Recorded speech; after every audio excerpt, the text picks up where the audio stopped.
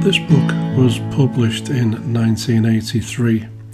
It's written by Nicholas Schaffner and it's taken from interviews he did with Peter Shotton. Their long friendship begins in around 1946 when Shotton is 6 and John Lennon is 7. And their last meeting was in 1976 when Shotton visited Lennon and Yoko Ono in a Dakota building. This video is going to look at the area of Woolton where these two grew up and have a look at how the area has changed over the years.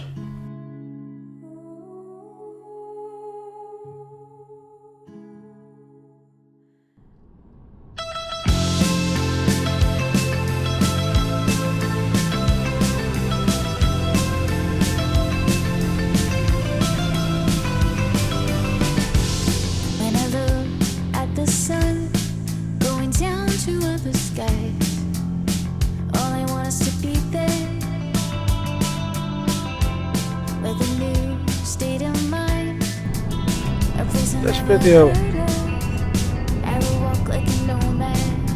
came about primarily because of comments which were left on the video I made about Paul McCartney walking to John Lennon's house through the golf course, and it sparked a conversation between me and Derek, who you possibly know as a contributor called Strawberry Fields on here, and he decided to buy a book which was written by Peter Shotton, and it's basically his memoir. Quite an expensive book, £30 or so on eBay for a second-hand one. And he very kindly lent it to me once he'd read it himself. And it sat on my coffee table for a couple of months at least. And I read it a few times. Found it quite interesting because it's before my time. It's during the 1940s and through the 1950s, and I didn't move to Woolton until 1960, and I was only 3 then, so I found it quite fascinating that what the area looked like and the difference between then and the Woolton in this area that I knew. So I've decided to do this video based on part of Peter Shotton's book. I'm not going to cover the whole book because, well, it's a long book, but certainly the early years of when these two went to school together, I think that's really interesting because he describes the layout of the area and he's drawn a map. So I'm going to draw quite heavily on the map in the making of this video. Right, this is the 3rd time I've done this journey just to get this footage, and I'm hoping that this is the last one. First time I did it, first time I made this journey, it was really sunny and it didn't really look too good.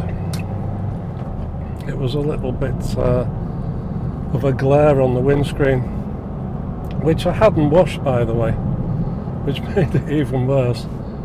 And then the second time I did this journey, some bird decided to use my windscreen as a toilet straight in front of the camera. So this is the third trip to get this footage.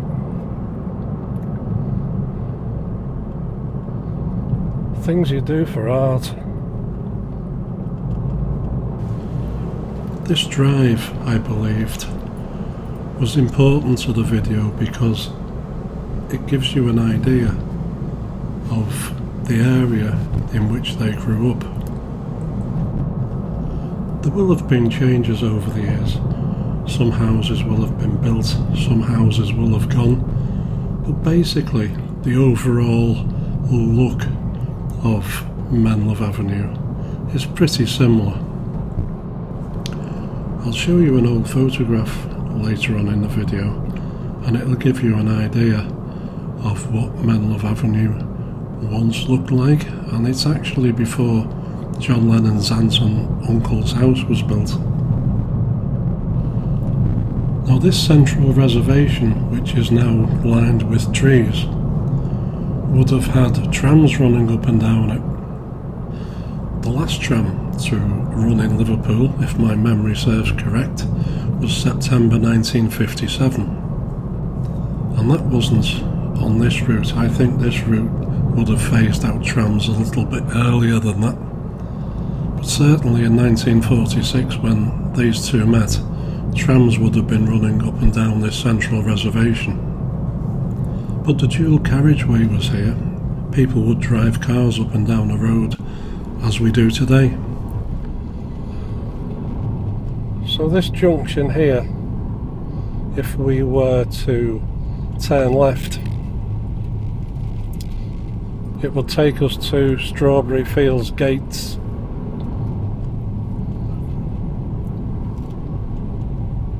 And back in the day I always wondered, where did John Lennon climb over this wall that everybody talks about? Because to go to the gates it's quite a long walk, all the way along here. You will have to turn right and it's a fair walk to Strawberry Fields Gates. So this is John Lennon's Aunt Mimi's on the left hand side, and somebody's kindly parked a coach outside so that it marks the spot for you. Took a lot of liaising that. On the left hand side here is an area that they called the Tip, and on the other side of the road is the golf course. So this tip would have stretched all the way along here on the left hand side. So it has changed quite a bit. I'm going to have to pull out a little bit now because this new build on the end is now, I guess, possibly nearing completion. But in a short moment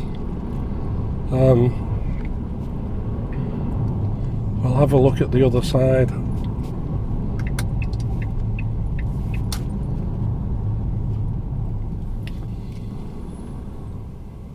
Can't remember how long this has taken to build. It's a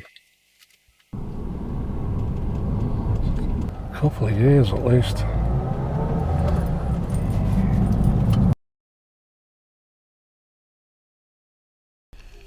This is the old photograph I wanted to show you.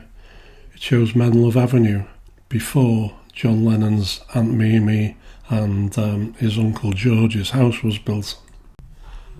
And this is what it looks like today. This is roughly where the yellow bus stop was built, and also where his aunt and uncle's house was built. You can also see the tram lines running down the central reservation. So let's have a look at Peter Shotton's map, and obviously this isn't to scale. I'm not quite sure if everything is in its correct place either, but we'll come to that later. What he has done is mark out some of the properties where his friends lived. St. Peter's Church is marked on, Strawberry Fields is marked on. So let's have a look at some of the important places to this story. So if we come a little bit closer, this is John Lennon's house. I've put a red ring around it. So this is where John Lennon lived with his Aunt Mimi and his Uncle George in a house on Menlove Avenue called Mendips. The second property on the map is where Peter Shotton lived on Vale Road. I've put a red ring around that one as well.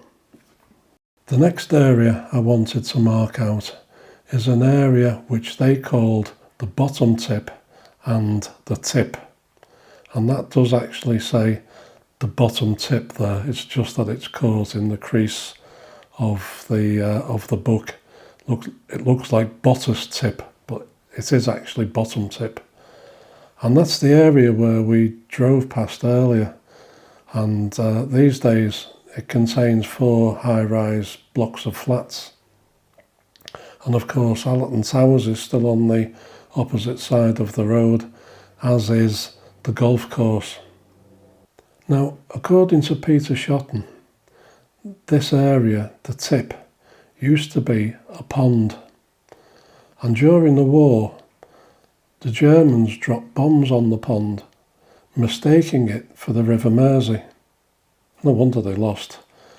But it caused an outcry with the local people, and the council decided to fill the pond in using rubble from bombed out houses in the area. So it became known as the tip. Let's compare Peter Shotton's map to a modern map from Google. So this is the area as it is today, and you can see that they've marked John Lennon's childhood home on the map for us. So I've put a ring around it anyway, just in case you can't see it. And the next map shows Peter Shotton's house. So they don't live far away, and if you think about it, this wasteland that was there back then would have meant that the walk to one another's houses was pretty short. The next building that is marked on Peter Shotton's map is Strawberry Fields Mansion, and I've put a ring around it there. I would suggest that that's not in the right place, because according to this map it backs onto Quarry Street, and I don't think it did. I think it was more central than that. But anyway, that's where he's marked it. Many tour guides tell the same story, that John Lennon would climb over the wall of Strawberry Fields to play with the children who lived here. They give the impression that this is the wall he would have climbed over, and I've never really understood why, because it's a long walk from John Lennon's house to here, and why climb over a wall when there's a gate? So I've never really believed that he climbed over this wall. This is what Strawberry Fields would have looked like back when John Lennon was a child. I remember it looking like this. You could see it from Menlove Avenue. So it certainly didn't back onto Quarry Street, as it does in Peter Shotton's map. What Peter Shotton does mark on his map is this, the wall. I've ringed it in red so you can see it. Now that must be pretty important. I would imagine that that is the wall that was used as an entrance into Strawberry Fields, because he also mentions playing in the pond, and you can see the pond, that little black figure of 8 type structure. That's the pond they used to play in what was then called Foster's Field. This is the new build I was talking about earlier. Menlove Avenue to the left and Vale Road to the right. So I was quite interested to see what the back of this new build looks like. and the crane's gone, so I think this is pretty much it now. There'll just be some internal work going on before people start to move in, whoever they are. Anyway, Vale Road, going to take a wander down towards Peter Shotton's childhood home and have a look at some of the areas that we've already spoken about. So on the left hand side here you can see there's high-rise apartments, and they're the ones we passed on Menlove Avenue. These were built on what was known to Lennon and Shotton as the Tip.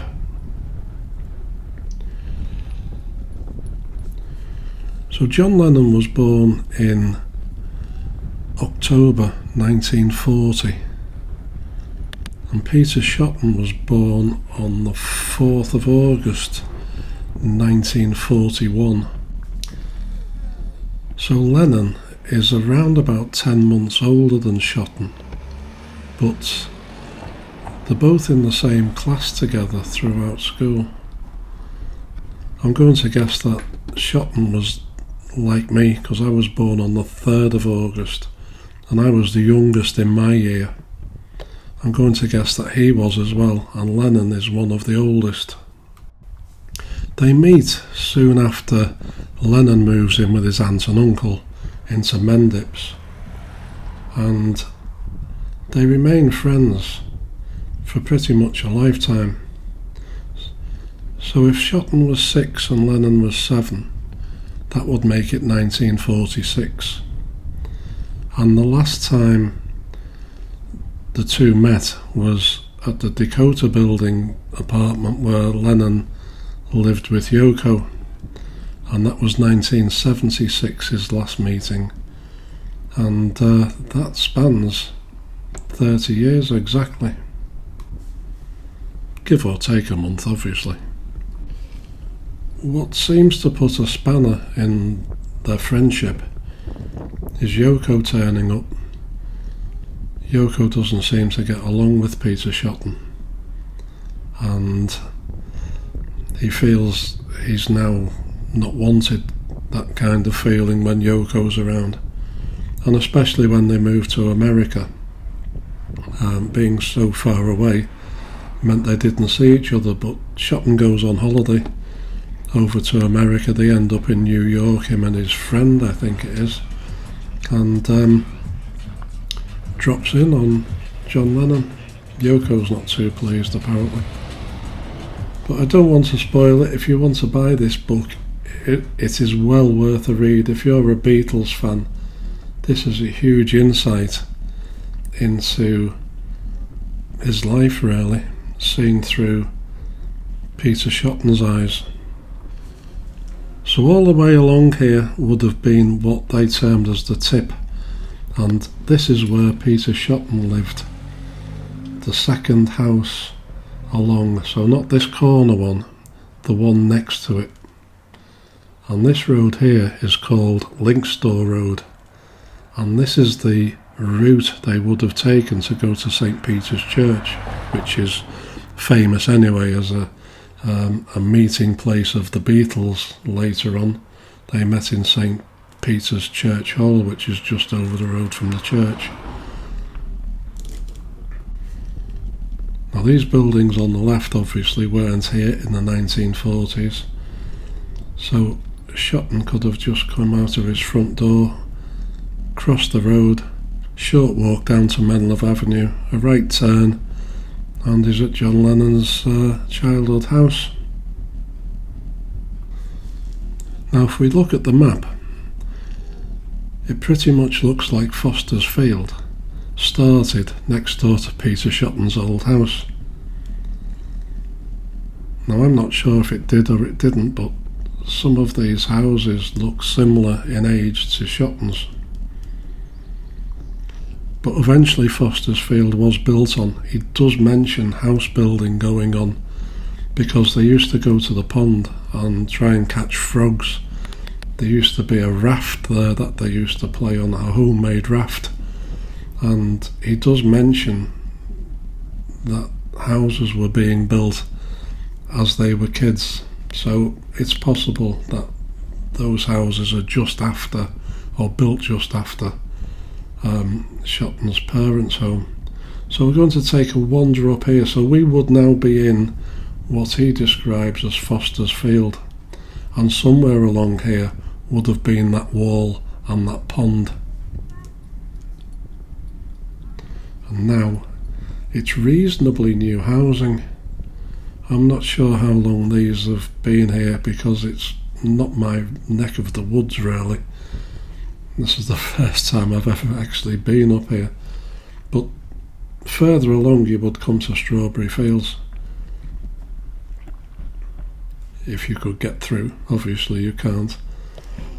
So let's take a wander back onto Vale Road and have a look where this wall could have been.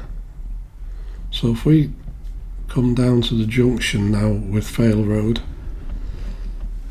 and take a right, which would have been a continuation of the way we were going anyway. There's a sandstone wall, and it runs pretty much the length down to this white building on the right hand side. I'm not sure what that used to be. Looks like it's been some sort of church or church hall. But this sandstone wall blends in with some new brickwork. If I come a little bit further down,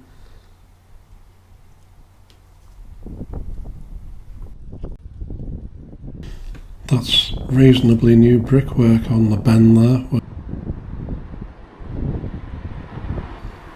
So I'm just wondering if this sandstone wall used to run all the way up onto that new housing estate that we've just been on, and that could have been the wall that John Lennon climbed over to get into Strawberry Fields.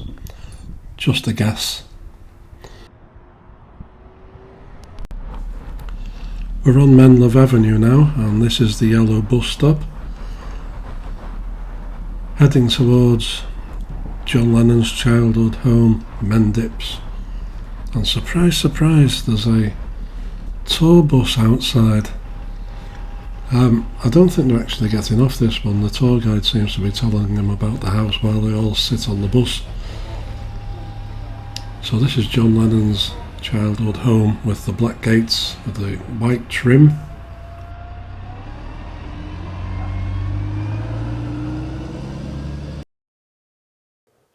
While we're stood outside Mendips, I thought this would be a good opportunity to take a look at the death of John Lennon's mother, Julia, as described in Peter Shotton's book. So this story includes one of their friends called Nigel Walley, and Nigel Walley would become the bass player in the Quarrymen. And if you don't know, Peter Shotton was also in the Quarrymen. He was the washboard player in the skiffle band. Right, so let's have a look at what Peter Shotton has to say about the events of the death of John Lennon's mum. So Nigel Walley decides to call for John, and he takes the short walk from his house on Vale Road, which I've put a ring round here, and heads for Mendips on Menlove Avenue, and I've put a ring around John's house as well, so you know the distance we're talking about. So he decides to call for John, and when he gets to John's Aunt Mimi's, instead of finding John, he finds Mimi and John's mother Julia chatting by the garden gate, which is where we're stood now. John, ironically, is spending that weekend at his mother's home in Allerton. So Julia's just about ready to head home, and Nigel offers to walk her in the direction of a bus stop, and they have a few laughs together. Then Julia said goodbye, and began to cross Menlove Avenue. The next thing Nigel heard was the screech of tyres, and even as he whipped around, Julia's body was hurled through the air by the force of the speeding car. By the time he and Mimi could reach the side of Julia, she was dead. And according to Peter, to this day, Nigel remains haunted by the thought that John's mother might still be alive if they'd spoken a few more words. So, quite poignant. So this is the gates at Mendips. This is where the conversation would have taken place between Mimi and Julia. Now, I'm not quite sure of this, but quite a few people think or say that this is where Julia decided to cross the road, and John actually says he could see the spot from his bedroom window, so it probably is. But she was actually heading to the bus stop on the other side of the dual carriageway, and if it was in the same place as this modern one, this is where it probably was. Roughly where that tall tree is on the other side of the dual carriageway. I've used this map quite often in making this video, and you may have noticed in the bottom right hand corner it says to Julia Lennon's. So you may be wondering, why is she getting a bus that's travelling in the opposite direction? Well, that's basically the way the buses used to run. They would run along Menlove Avenue towards Penny Lane. So she would have crossed the road, and the bus stop would have been roughly where the M is in the Menlove Avenue on this map. Right, let's head back to Peter Shotton's childhood home. So we're heading back up Vale Road.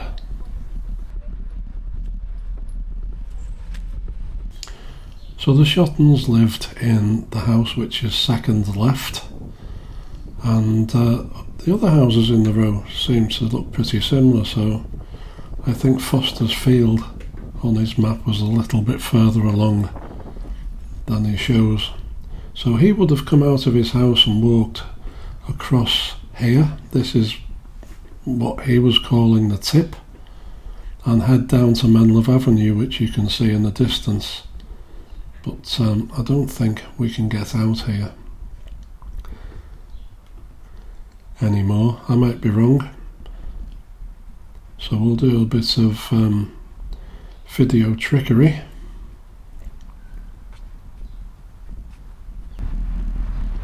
And head towards Menlove Avenue. So this is just a little bit further down.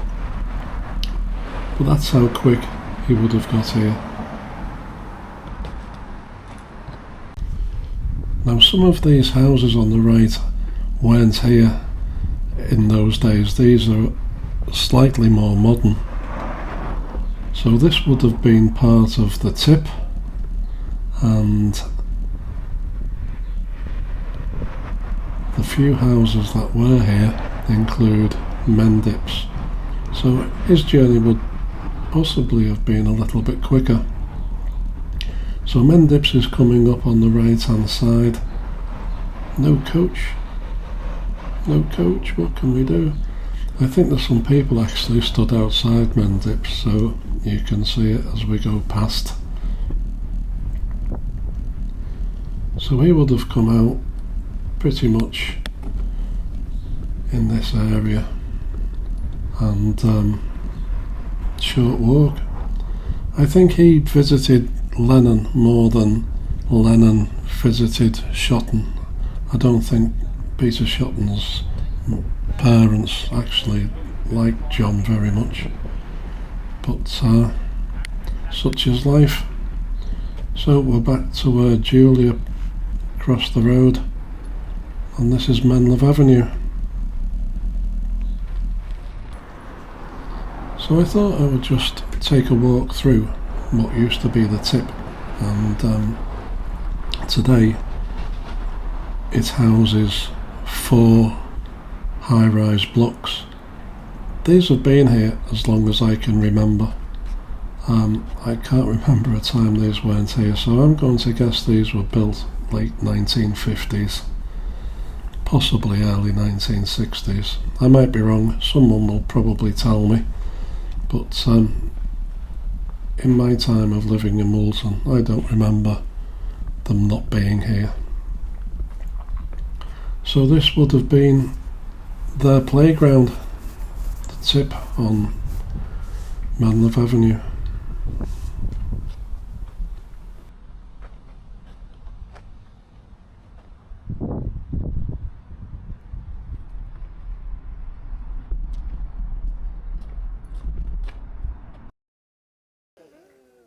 Right, we've reached the end of the video, so I would like to thank you for watching, and as always, we'll catch up soon.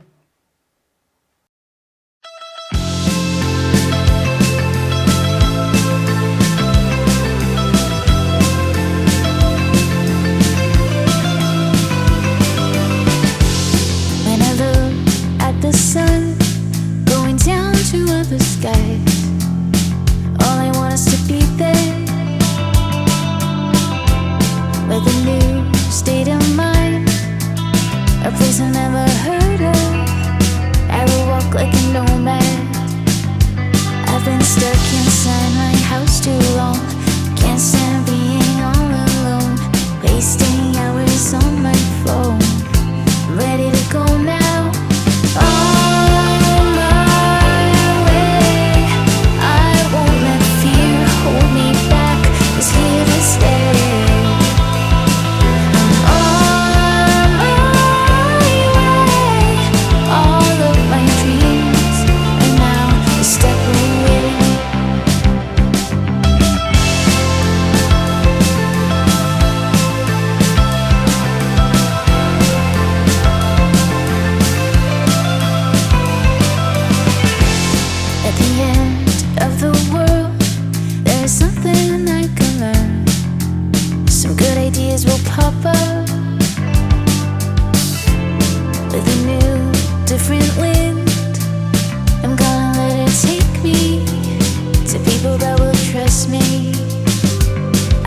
Stuck inside my house too long. Can't stand being all alone, wasting hours on my phone. I'm ready to go now.